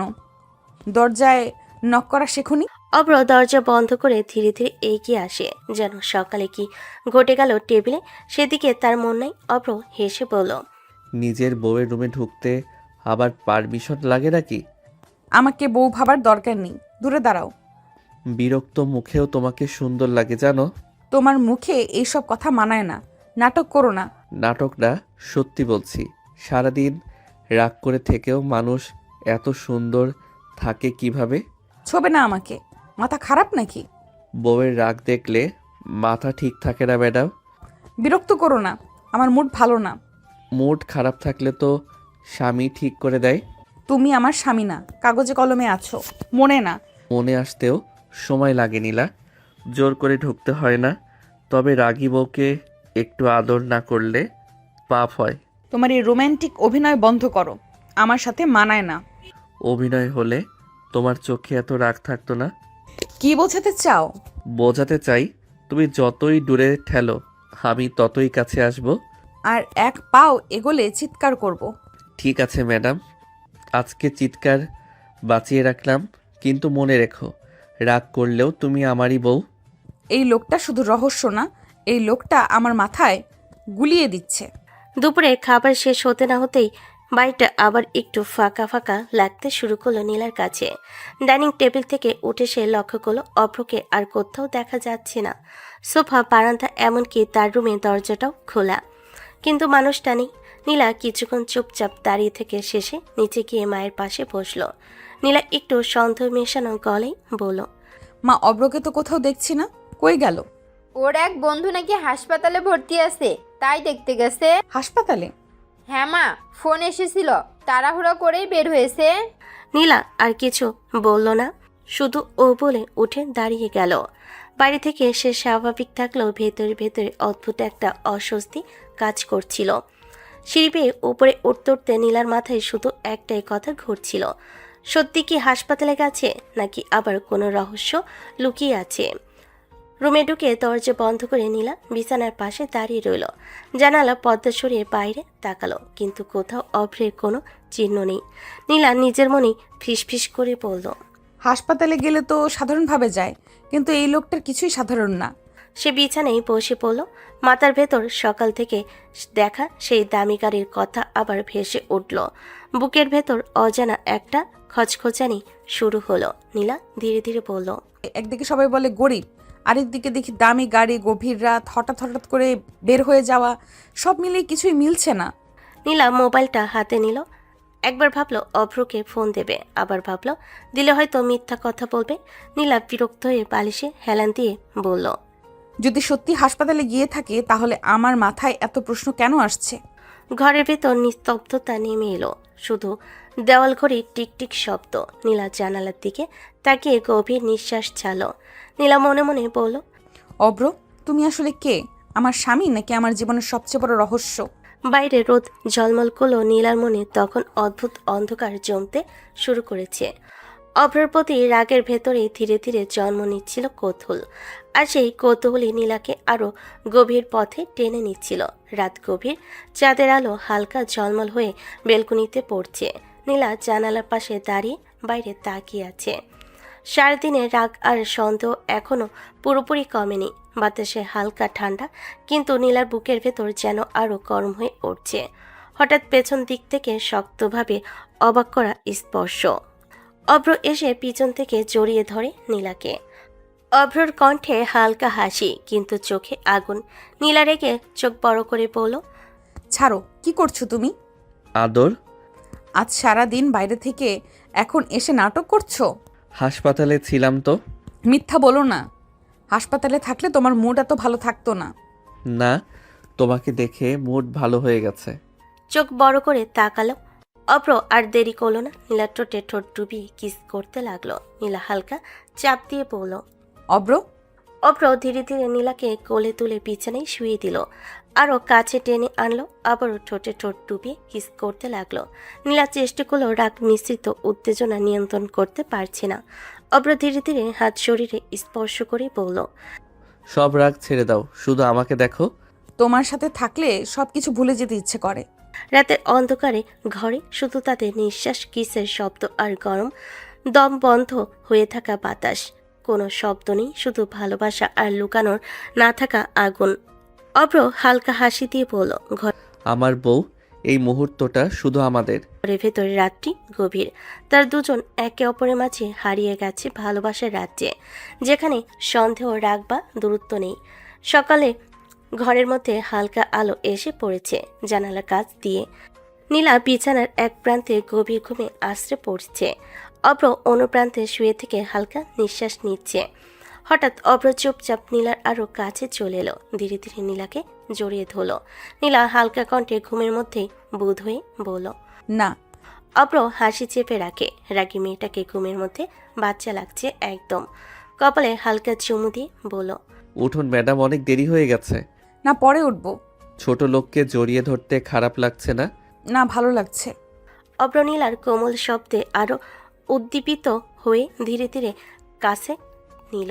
নীলার ঘুমের মধ্যে হাত, কাঁধ আর মাথা আদর করলো। অভ্র মনে মনে ভাবল, ঘুমের মধ্যেও তোমার প্রতিটি রূপ যেন আমাকে আরো কাছে টেনে আনছে। না। না না, তুমি শুধু ঘুমাও, আমি মজা লুটছি। অভ্র নীলার কোমল হাত ধরে হালকা চুমু দিল। ঘুমের মধ্যে তার মুখে হেসে উঠল। ঘুমের এই শান্ত মুহূর্তেই অভ্র পুরোপুরি আদর করতে লাগলো, আর নীলা নিঃশব্দে তার কোলে মিশে গেল। ঘরের মধ্যে আলো ভেসে যাচ্ছে, আর দুজনেই একে অপরের মাঝে হারিয়ে গেছে। কোনো শব্দ নেই, শুধুই নিঃশ্বাস, ঘুমের কোমলতা আর ভালোবাসার গভীর মিশ্রণ। অভ্র মনে মনে বলল, এই ঘুমের মুহূর্তটাই সত্যি আমার দিনের সবচেয়ে বড় খুঁজে পাওয়া সুখ। সকালবেলা রোদ হালকা কাছ দিয়ে ভেতরে ঢুকছে। ডাইনিং টেবিলে নাস্তার শেষে অভ্র উঠে হাত মুছল। অভ্র হাসি দিয়ে বলল, আমার একটু কাজ আছে, তাই একটু বাইরে যাব। কই যাবে? কতদিন আর বসে বসে খাবো? আজ একটু চাকরি খুঁজতে যাব। নীলা কিছু বলল না, শুধু চেয়ারের পাশে বসে চুপচাপ নাস্তার বাকি অংশ খেলো। চোখে হালকা উদ্বেগ, মনে কৌতূহল আর অদ্ভুত রাগের মিশ্রণ।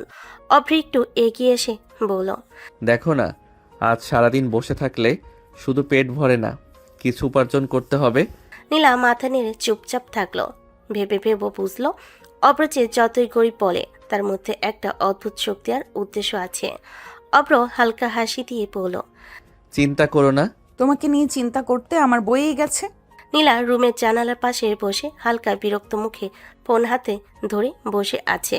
হঠাৎ ফোন বেজে উঠল। স্ক্রিনে বয়ফ্রেন্ডের নাম। নীলা চোখ বড় করে ফোন হাতে ধরে বলল, হঠাৎ? তুমি তো ভুলেই গেছো আমাকে। ভুলবো কেন? একবারও ফোনও তো দাওনি। ব্যস্ত ছিলাম। তুমি আবার তোমার সেই ছোট লোক হাজব্যান্ডকে মেনে নিছো নাকি? ছোট লোক বলবে না, ওর নাম অব্র। বাবা, এত প্রেম! তোমার এত ভাবতে হবে না, ফোন রাখো। বিকেলের দিকে বাড়ির দরজায় হালকা শব্দ হলো। নীলা জানালার পাশে বসেছিল। শব্দ শুনে সে তাকিয়ে দেখল অভ্র ভেতরে ঢুকছে। মুখে ক্লান্তি, কিন্তু চোখে অদ্ভুত একরকম আত্মতৃপ্তি। নীলা ধীরে উঠে দাঁড়িয়ে বলল, এই যে এত দেরি করছো কেন? কি ব্যাপার? চাকরি হয়েছে নাকি? হ্যাঁ হয়েছে। সত্যি? কোথায়? পিয়নের চাকরি।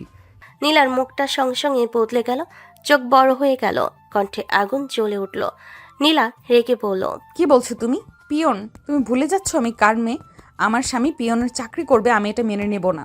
নীলা, আমার সামর্থ্য অনুযায়ী তো কাজ করতে হবে। আমাকে এর থেকে বড় চাকরি এখন কেউ দেবে না। তাহলে চাকরি না করলেও পারতে। আমার বাবার বাড়িতে থেকে পিয়নের চাকরি করে আমাকে ছোট করছো। বসে বসে খাওয়ার চেয়ে কাজ করা ভালো। ছোট কাজ বলে কিছু নেই। তুমি বুঝছো না সমাজে মানুষ কি বলবে জানো? নীলার স্বামী পিয়ন, এই কথা শুনে আমি মুখ দেখাবো কিভাবে? সমাজ কি বলবে সেটা বড় না, আমি কি করছি সেটা বড়। এইসব ডায়লগ শোনাতে এসো না, তুমি আমাকে অপমান করছো। অপমান নয়, নিজের পায়ে দাঁড়ানোর চেষ্টা করছি। চেষ্টা করতে হলে আরো ভালো কিছু করতে। পিয়নের চাকরি করে তুমি আমার লেভেলের সাথে মানাও না। লেভেল মানুষ বানায় না নীলা, মন বানায়। বড় বড় কথা বলো, বাস্তব বোঝো না। বাস্তব আমি খুব ভালোই বুঝি। আজ পিয়ন, কাল হয়তো অন্য কিছু, কিন্তু শুরু তো করতেই হবে। আমার সামনে এসব দেখাতে এসো না। তুমি না মানলেও আমি কাজটা করব, কারণ আমি তোমার স্বামী, ভিখারি না। তুমি জেদ করছো। না নীলা, আমি শুধু প্রমাণ করতে চাই আমি কারো বোঝা হয়ে থাকতে আসিনি। নীলা আর কিছু না বলে ঘুরে বাইরের দিকে চলে গেল। পায়ের শব্দে রাগ আর বুকের ভেতর জমে থাকা অস্থিরতা। আর অভ্র বসের ঘরে দাঁড়িয়ে চুপচাপ ভাবল, আজ ওর চোখে আমি পিয়ন, কিন্তু একদিন এই নীলাই জানবে অভ্র আসলে কে। ড্রয়িং রুমে ঢুকতেই নীলার মুখে জমে থাকা রাগ আর অপমান স্পষ্ট হয়ে উঠল। চোখ লাল, ঠোঁট কাঁপছে, বুকের ভেতর যেন আগুন জ্বলছে। সে এক মুহূর্ত দাঁড়িয়ে বাবা মায়ের দিকে তাকিয়ে রইল। তারপর আর নিজেকে সামলাতে না পেরে বিস্ফোরণের মতো কথা বলে উঠল। নীলা ভারী গলায় বলল, বাবা, তুমি কি একবারও ভাবছো আমার কথা? তোমার মেয়ের স্বামী পিয়নের চাকরি করবে, এই কথাটা সমাজে গেলে মানুষ আমাকে কি চোখে দেখবে জানো? আমি কি রাস্তার কোনো মেয়ে যে যাকে তাকে বিয়ে করে এমন কাজ মেনে নেব? নীলা, কোনো কাজ ছোট না মা। মানুষ কাজ করলে সম্মান বাড়ে, কমে না। অভ্র অন্তত বসে বসে খাচ্ছে না। তোমরা শুধু আদর্শের কথা বলো, বাস্তবটা বোঝো না।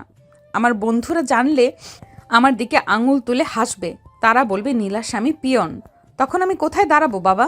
মা, সংসার চলে মন দিয়ে, লোক দেখানো দিয়ে না। অভ্র চেষ্টা করছে নিজের জায়গা বানাতে। চেষ্টা করলে ভালো কিছু করুক।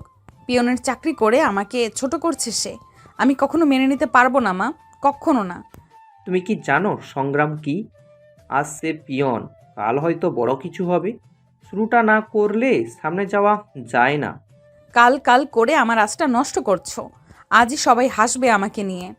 আজই আমার সম্মান মাটিতে নামবে। মা কাছে এসে কাঁধে হাত রাখতে চাইলে নীলা সরিয়ে দিল। তার রাগে শরীর জ্বলে যাচ্ছে। নীলা বলল, আমাকে বোঝানোর দরকার নেই মা, আমি জানি সমাজ কেমন। আমার বান্ধবীরা গাড়ি, অফিসার, বিজনেসম্যান স্বামী নিয়ে ঘুরে বেড়ায়, আর আমি যাব পিয়নের বউ হয়ে? নীলা, শব্দ সামলাও। স্বামীকে নিয়ে এমন কথা বলা শিখনি আমরা। স্বামী হলে এমন চাকরি করতো না বাবা। আমার যোগ্যতা, আমার অবস্থান, আমার লাইফস্টাইল কিছুর সাথে এটা যায় না। মা, সম্মান পদে না, মানুষের ভেতরে হয়। এই কথাগুলো বলতে ভালো লাগে। বাস্তবে মানুষ টাকা আর স্ট্যাটাস দেখে। তোমার বন্ধুরা বড় নাকি তোমার স্বামী বড়, একবার ভেবে দেখো তো। আমি শুধু চাই সে এই চাকরি না করুক। এটা আমার জন্য অপমান। আমি চাই না নীলার স্বামী পিয়ন নামে পরিচিত হোক। মা, তুমি বুঝছো না, অভ্র তোমার জন্যই দাঁড়াতে চাইছে। আমার জন্য হলে এমন কিছু করতো না যাতে আমাকে লজ্জায় পড়তে হয়। কথা শেষ করে নীলা আর এক সেকেন্ডও দাঁড়ালো না। ভারী পায়ে সিঁড়ি বেয়ে উপরে উঠে গেল। দরজা বন্ধ হওয়ার শব্দে পুরো বাড়িটা কেঁপে উঠল। পিছনে বসে বাবা ধীরে ধীরে বলেন, এই মেয়েটা এখনো বোঝে না, সম্মান নামের জিনিসটা পদে নয়, লড়াইয়ে তৈরি হয়। আর মা চিন্তিত চোখে সিঁড়ির দিকে তাকিয়ে থাকলেন। মনে মনে বুঝতে পারলেন নীলার অহংকার আর অভ্র লুকানো সত্য একদিন ভয়ঙ্করভাবে মুখোমুখি হবে। রাত নেমেছে বাড়ির ওপর। চারিদিকে নীরবতা, শুধু ঘরের লাইটের হলুদ আলো ছড়িয়ে আছে। নীলা রুমে চুপচাপ বসে আছে, মুখ ভার। চোখে জমে থাকা রাগ আর অপমান এখনো যায়নি। দরজার শব্দে সে তাকিয়ে দেখে অভ্র ভেতরে ঢুকছে।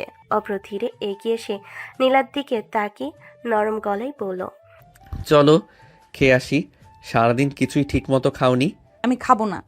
কেন নীলা, শরীর খারাপ করবে? খাবো না মানে খাবো না। আগে বলো তুমি এই চাকরি করবে না? অভ্র কিছুক্ষণ চুপ করে নীলার মুখের দিকে তাকিয়ে রইল। তারপর ধীরে নিঃশ্বাস ফেলে বলল, এটা তো হবে না নীলা, আমাকে চাকরিটা করতেই হবে। কেন করতেই হবে? আমাকে ছোট করতে? আমার বন্ধু বান্ধবের সামনে আমাকে লজ্জায় ফেলতে? তোমাকে ছোট করতে না, নিজেকে দাঁড় করাতে। নিজেকে দাঁড় করাতে পিয়নের চাকরি লাগে? তুমি ভুলে যাচ্ছ আমি কে।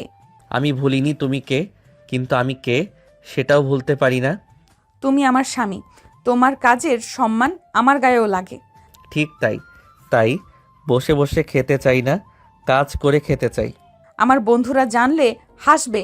সবাই বলবে নীলার স্বামী পিয়ন। কেন বুঝছো না অব্র? হাসুক, আজ হাসবে, কাল তারাই আবার অবাক হবে। আমি চাই না তুমি এই চাকরি করো। আর আমি চাই না তোমার বাবার টাকায় বসে থাকি।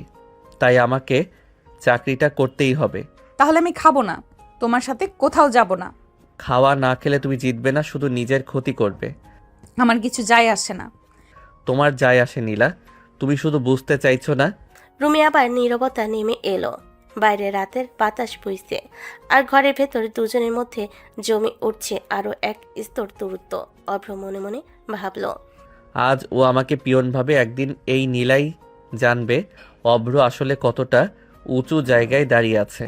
এই লোকটা শুধু জেদি না, এই লোকটার ভেতরে কিছু লুকোনো আছে যেটা আমি এখনো ধরতে পারছি না।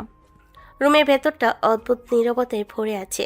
জানালার ফাঁক দিয়ে ঢুকে পড়া হালকা বাতাসে পর্দা নড়ছে, আর সেই নড়চড়ার শব্দেই যেন নীলার বুকের ভেতরটা অস্থিরতায় আরো স্পষ্ট হয়ে উঠছে। বিছানার এক কোণে বসে থাকা নীলার চোখ দুটো লাল, মুখটা ভারী হয়ে আছে অপমান, রাগ আর অসহায়তার মিশ্রণে। দুপুর থেকে কেউ কিছু খায়নি, কিন্তু ক্ষুধার চেয়েও বেশি জ্বালা ধরেছে মনে। স্বামী পিয়নের চাকরি করবে, এই কথাটা বারবার মাথার ভেতর ঘুরে তাকে ভেতর থেকে ভাঙছে। ঠিক তখনই দরজার শব্দ করে অভ্র ঢুকে পড়ে। হাতে একটা ট্রে, ভাত, ডাল, সবজি, মাছ, মাংস আর নীলার পছন্দের ডিম ভাজি সাজানো। কিন্তু নীলার দিকে তাকিয়ে অভ্র বুঝে যায় আজ শুধু খাওয়ানো না, আজ তাকে ভাঙ্গা মনটা সামলাতেও হবে। ধীরে পা ফেলে কাছে এসে বসে সে নরম গলায় বলে, নীলা, সারাদিন কিছু খাওনি, শরীর খারাপ হয়ে যাবে। রাগ করে থাকলেও একটু খেয়ে নাও। আমার ক্ষুধা নেই, আমি খাবো না। আজ আর কেউ আমাকে কিছু বোঝাতে আসবে না। ক্ষুধা নেই মানেই তো না খেয়ে থাকা যায় না। তুমি নিজের শরীরটাকে শাস্তি দিচ্ছ কেন? শুধু রাগের জন্য? আমি তো তোমার ক্ষতি হতে দিতে পারি না। তুমি কেন আমাকে জোর করছো? বলেছি না খাবো না, আমাকে আমার মতো থাকতে দাও। তুমি যতই রাগ করো, আমি তোমাকে ছেড়ে দিতে পারি না নীলা। আজ না খেলে কাল তোমারই কষ্ট হবে, আর সেটা আমি সহ্য করতে পারবো না। নীলা মুখ সরাতে চাইলে অভ্র নরম জেদে চামচটা ধরে রাখে। তার গলায় কোনো কঠোরতা নেই, আছে শুধু দায়িত্ব আর ভালোবাসার চাপা আবেগ। শেষ পর্যন্ত নীলা অনিচ্ছায় মুখ খুলে নেয়। এক লোকমা, তারপর আরেক, তারপর ধীরে ধীরে পুরোটা শেষ হয়। খাওয়ার পর নীলার চোখে জমে থাকা কষ্ট আর আটকাতে পারে না। হঠাৎ নীলার গলা ভেঙে আসে। সে চোখ মুছতে মুছতে বলে, আমাকে কেউ জিজ্ঞেস করেনি আমি কি চাই। বাড়ি থেকে জোর করে বিয়ে দিল, আর এখন সবাই আশা করছে আমার স্বামী পিয়নের চাকরি করবে, যেন আমার সম্মানটাই তাতে আটকে আছে। আমার বন্ধুরা ফোন করে হাসাহাসি করে, কেউ বলে মজা করে, কেউ বলে সহানুভূতি দেখিয়ে, কিন্তু আসলে সবাই আমাকে ছোট করেই দেখছে। কেউ বোঝে না এই কথাগুলো আমার ভেতরটা কতটা ভেঙে দেয়। অভ্র ট্রেটা পাশে রেখে ধীরে তার দিকে ঘুরে বসে। নীলার কাঁপতে থাকা হাত দুটো নিজের হাতের ভেতর নিয়ে নরম গলায় বলে, সোনা, কান্না করো না। আজ পিয়নের চাকরি হলেও কাল অন্য কিছু হবে। মানুষের দাম চাকরিতে না, মানুষের ইচ্ছায় আর পরিশ্রমে। তুমি বোঝো না অব্র, সবাই আমাকে নিয়ে খেলা করছে। আমি শক্ত হতে পারছি না, আমার মনে হয় আমি হারিয়ে যাচ্ছি। অভ্র ধীরে নীলাকে নিজের বুকের কাছে টেনে নেয়। তার কণ্ঠে গভীরতা এসে যায়। সে বলে, শক্ত হওয়া মানে কাদা বন্ধ করা না নীলা। শক্ত হওয়া মানে কাঁদলেও হাল না ছাড়া। তুমি আমার বউ, কারো খেলনা না। যতদিন আমি আছি কেউ তোমাকে ছোট করে দেখতে পারবে না। নীলা মাথা অভ্রর বুকে ধরে ধীরে ধীরে কান্নায় থামে। রুমের ভেতরটা শান্ত হয়ে আসে। বাইরে রাত নেমে যাচ্ছে, আর সেই রাতের অন্ধকারের মাঝেই নীলার ভেতরে একটু একটু করে আলো জ্বলে ওঠে। ভরসার আলো, লড়াই করার আলো। সকালের আলোটা ধীরে ধীরে জানালার ফাঁক গলে রুমের ভিতর ঢুকে পড়েছে।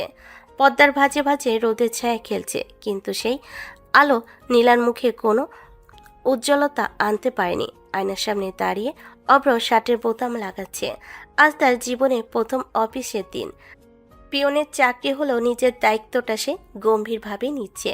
বিছানার এক পাশে বসে থাকা নীলা ইচ্ছে করে অন্যদিকে মুখ ফিরিয়ে আছে। অভ্র দু একবার তাকে কিছু বলতে সাহস পাচ্ছে না। শেষ পর্যন্ত জুতো পড়তে পড়তে নরম গলায় বলে, নীলা, আমি যাচ্ছি, বিকেলে ফিরবো। নীলা কোনো উত্তর দেয় না। চোখ দুটো ফোনে স্ক্রিনে আটকে রেখে ঠান্ডা গলায় বলে, দরজা খোলা আছে, বের হয়ে যাও। নীলার কথার ভেতরে অবহেলাটা অভ্রর বুকে একটু মোচড় দেয়। তবু সে কিছু না বলে দরজার কাছে গিয়ে আবার ফিরে তাকায়। শেষবারের মতো বলার চেষ্টা করে, নিজের খেয়াল রেখো। আমার খেয়াল রাখার দরকার নেই, নিজের পিয়নের চাকরিটা ঠিকমতো করলেই হবে। এই কথাই অভ্রের চোখের কোণে কষ্ট জমে উঠল, কিন্তু সে সেটা লুকিয়ে দরজাটা খুলে বের হয়ে যায়। দরজা বন্ধ হওয়ার শব্দে নীলার বুকের ভেতরটা অজানা এক খচখচ করে, কিন্তু রাগের কাছে সে সেটা মানতে চায় না। দুপুর গড়িয়ে বিকেল নামে, ঘরটা নিস্তব্ধ। নীলা সোফায় বসে জানালার বাইরে তাকিয়ে আছে। ঠিক তখনই ফোনটা কেঁপে ওঠে, স্ক্রিনে ভেসে ওঠে পুরনো নাম, যাকে একসময় সে সবচেয়ে কাছে ভাবত। নীলা কল ধরতেই ওপাশ থেকে ঠাট্টা মেশানো গলায় বলে, নীলা, আজকে খবর পেলাম তোমার হাজবেন্ড নাকি পিওনের চাকরি করছে। আগে তো বলনি। আমি এখনো বিশ্বাস করতে পারছি না। নীলার চোখ মুহূর্তে শক্ত হয়ে যায়। বুকের ভেতর জমে থাকা অপমান আর রাগ একসাথে বেরিয়ে আসে। সে ঠান্ডা কিন্তু ধারালো স্বরে বলে, তাতে তোমার এত মাথা ব্যথা কেন? আমার স্বামী কি করে সেটা তোমাকে জানতে হবে নাকি? আরে, রাগ করছো কেন? আমি তো ভাবছিলাম তুমি এত বড় ঘরের মেয়ে আর তোমার হাজবেন্ড পিওন, মিলাতে পারছি না। নীলার গলা এবার কাপা রাগে ভরে ওঠে। সে শক্ত করে ফোনটা ধরে বলে, তুমি মেলাতে পারো কি না সেটা আমার সমস্যা না। আর তোমার মতো বেকার হয়ে বসে থাকার থেকে পিয়নের চাকরি 1000 গুণ ভালো। বেকার হলেও আমি কখনো পিওনের চাকরি করতে পারবো না। ওই লেভেলে নামবো না। এই কথা শোনা মাত্রই নীলার রক্ত গরম হয়ে যায়। সে উঠে দাঁড়িয়ে জানালার পাশে গিয়ে আগুনের মতো গলায় বলে, নামবে কেন? তোমার তো সেই যোগ্যতাই নেই। তুমি বেকার বসেই আছো, কেউ তোমাকে পিয়নেও নেবে না, বুঝেছো? নীলা, তুমি বদলে গেছো। হ্যাঁ, বদলেছি, কারণ আমি কারোর অবহেলার জায়গা না। আমার স্বামী পিয়ন হলেও সে পরিশ্রম করে, আর তুমি শুধু কথা বড় করো, কাজের বেলায় শূন্য। ছেলেটা আরো কিছু বলতে চাইলে নীলা থামিয়ে দেয়। তার কণ্ঠের সিদ্ধান্তে দৃঢ়তা। সে বলে, আজ থেকে আমাকে নিয়ে ভাবার দরকার নেই, তোমার জায়গা আমার জীবনে নেই। এই কথা বলে নীলা ফোন কেটে দেয়। মুখ ধুকপুক করতে থাকে। চোখে পানি জমলেও সে নিজেকে শক্ত রাখে। বাইরের সূর্যটা ধীরে ধীরে ডুবে যাচ্ছে, আর সেই ডোবা রোদের ভেতরে নীলার মনে একটা অদ্ভুত উপলব্ধির জন্ম নেয়। অভ্রকে সে যতই ছোটলোক বলুক, আস্তার হয়ে কথা বলেছে সে নিজেই। কয়েকটা মাস কেটে গেছে নিঃশব্দে। সময়ের সঙ্গে সঙ্গে অভ্র পিয়নের চাকরিটাই অভ্যস্ত হয়ে গেছে। প্রতিদিন ভোরে উঠে সাধারণ মানুষের মতো রেডি হয়ে অফিসে যায়, মাথা নিচু করে কাজ করে। কারোর চোখে পড়তে দেয় না নিজের আসল রূপটা। নীলা বাইরে থেকে যতই শক্ত থাকুক, ভেতরে ভেতরে সে বদলাতে শুরু করেছে। আগের মতো প্রতিদিন ঝগড়া করে না, তবু অভ্রকে ছোট লোক বলার অভ্যাসটা পুরোপুরি ছাড়তে পারেনি। কিন্তু মনে মনে অনেক ভালোবাসে, কিন্তু প্রকাশ করে না। আজ দুপুরে অভ্র তাড়াহুড়ো করে ঘরে ঢুকে জামা খুলে খাটের উপর রাখলো। ফোনে কারোর সাথে ফিসফিস করে কথা বলে বাথরুমে ঢুকে গেল। নীলা আলমারির কাপড় তুলতে গিয়ে হঠাৎ চোখে পড়ে অভ্রর জামাটা। স্বাভাবিকভাবে সে তুলে নেয়, কিন্তু মুহূর্তে তার হাত থমকে যায়। জামার ভেতরের পকেটে কিছু একটা শক্ত জিনিস এর স্পর্শ। নীলা অবাক হয়ে কাপড়টা উল্টে দেখে। পরের সেকেন্ডে তার বুক কেঁপে ওঠে একটা কালো রঙের বন্দুক। নীলার চোখ বড় হয়ে যায়, হাত কাঁপতে থাকে, বুকের ভেতর যেন দম বন্ধ হয়ে আসে। সে চিৎকার করে ওঠে। অব্র, এইসব কি? বাথরুম থেকে বেরোতে নীলা বন্দুকটা সামনে ধরে গলা ফাটিয়ে বলে, এইটা তোমার জামায় কেন ছিল? তুমি কি খুনি নাকি? অভ্র মুহূর্তেই থমকে যায়। মুখের রং বদলে যায়, চোখে আতঙ্কের ছায়া নামে। সে ধীরে ধীরে এগিয়ে এসে বলে, নীলা, বিশ্বাস করো আমাকে, আগে আমাকে বলতে দাও। বলতে দেব না। তুমি আমার ঘরে বন্দুক রাখো আর আমি চুপ থাকবো? মা বাবা আসো, তোমরা দেখো কাকে বিয়ে দিয়েছো আমাকে। কিছুক্ষণের মধ্যেই বাবা মা ছুটে আসে। নীলা কাঁদতে কাঁদতে বন্দুকটা সামনে ধরে বলে, দেখো, এই লোকটা খুনি, তোমরা খুনির সাথে আমাকে বিয়ে দিয়েছো। ঘরে নিস্তব্ধতা নেমে আসে। বাবা বন্দুকটার দিকে তাকে গভীর নিঃশ্বাস নেন। চোখে কোনো ভয় নয়, বরং দীর্ঘদিন লুকিয়ে রাখার ক্লান্তি। তিনি ভারী গলায় বলেন, নীলা, অভ্র খুনি না। তাহলে বন্দুক কেন? অভ্র একজন সিআইডি অফিসার। ঘরের ভেতর যেন বজ্রপাত হয়। নীলার মুখ ফ্যাকাশে হয়ে যায়। সে ঠোঁট কাঁপিয়ে বলে, ও গোপনে মিশনে কাজ করে, ছদ্মবেশে থাকেই, তাই সবাইকে পিয়ন পরিচয় দেওয়া হয়েছিল। ওর নিজের পরিবার আছে, ও আলাদার পরিচয় আছে, কিন্তু মিশনের জন্য সব লুকাতে হয়। তাহলে তুমি ছোট লোক না? আমি কখনোই ছোট লোক ছিলাম না নীলা, শুধু তোমার নিরাপত্তার জন্য নিজেকে ছোট বানিয়ে রেখেছিলাম। তাহলে তোমরা সবাই আমাকে ঠকিয়েছো। ঠকাইনি মা, তুমি সব জানলে হয়তো সবাইকে বলে দিতে, তখন অভ্র জীবন, আমাদের পরিবার সব্বার বিপদ হতো। তাই বলা হয়নি। নীলা ধীরে ধীরে সোফায় বসে পড়ে। বুকের ভেতর হাজারটা প্রশ্ন একসাথে ভেঙে পড়ে। সে ফিস করে বলে, আমি তোকে কত কথা বলেছি, ছোট লোক অপমান করেছি। তুমি জানো না বলেই বলেছ। আমি কখনো তোমার উপর রাগ করিনি। নীলা, তোমার অভ্রকে নিয়ে লজ্জা নয়, গর্ব করা উচিত। গর্ব। সে দেশের জন্য জীবন ঝুঁকিতে রাখে, আর তোমার পাশে থেকেও নিজেকে আড়াল করে রেখেছে। নীলা চোখ মুছে অভ্রর দিকে তাকায়। আজ প্রথমবার সে মানুষটার চোখে দেখে পিয়ন নয়, ছোট লোক নয়, বরং রহস্যমোড়া সাহসী নিঃশব্দ যোদ্ধা। নীলা কাঁপা কাঁপা কণ্ঠে বলে, অব্র, তুমি এত কিছু লুকিয়ে আমার সাথে থেকেছো কেন? কারণ তুমি শুধু আমার বউ না নীলা, তুমি আমার দুর্বলতা। ঘরের বাতাস ভারী হয়ে আসে, আর নীলার হৃদয়ে প্রথমবার সত্যিকারের অভ্রকে চিনে নেওয়ার শুরু হয়। অভ্র আর কিছু না বলে নীলাকে হাত ধরে ঘরে নিয়ে যায়, তারপর বলে, এবার আর এই ছোট লোকের উপর রাগ নাই তো ম্যাডাম? তুমি ছোট লোক না, তুমি আমার স্বামী। অভ্র আর এক সেকেন্ডও দেরি করে না, নীলার ঠোঁটে ঠোঁট ডুবিয়ে কিস করতে শুরু করলো। নীলা অভ্রকে কাছে টেনে নিয়ে চুল খামচে ধরলো। অভ্র নীলাকে হঠাৎ কোলে তুলে নিয়ে বিছানায় শুয়ে দিয়ে বুকে কিস করতে লাগলো। নীলাও স্বামীর ভালোবাসায় উন্মাদ হয়ে তাকে ধরা দিল।